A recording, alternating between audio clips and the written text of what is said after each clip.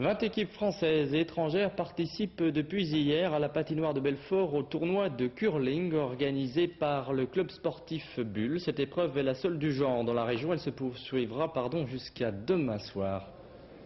Pour vous donner une idée, le curling c'est un peu la pétanque des Canadiens, lesquels se disputent la paternité de ce sport pas comme les autres avec les Écossais depuis le XVIIe siècle de notre ère. Littéralement, to curl, ça veut dire en anglais avancer en trajectoire en faisant des boucles. Et pour entrer un peu plus dans les précisions, il faut savoir qu'il y a 1 million de licenciés au Canada.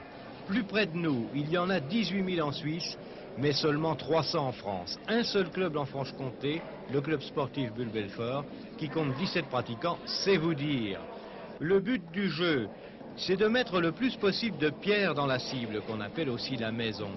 Le rôle du balai étant d'enlever le givre superficiel qui recouvre la glace afin de chauffer celle-ci et de gagner ainsi de la distance.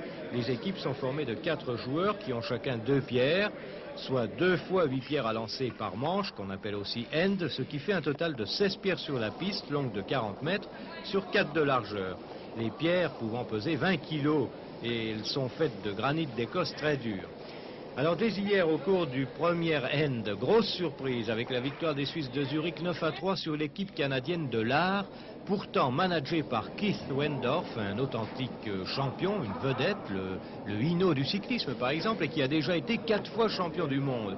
Les Canadiens avaient d'ailleurs remporté le tournoi l'an dernier et cette année la compétition s'annonce des plus ouvertes entre ces deux équipes, les Suisses étant actuellement en très grande forme. À signaler l'engagement de 2 équipes de Belfort.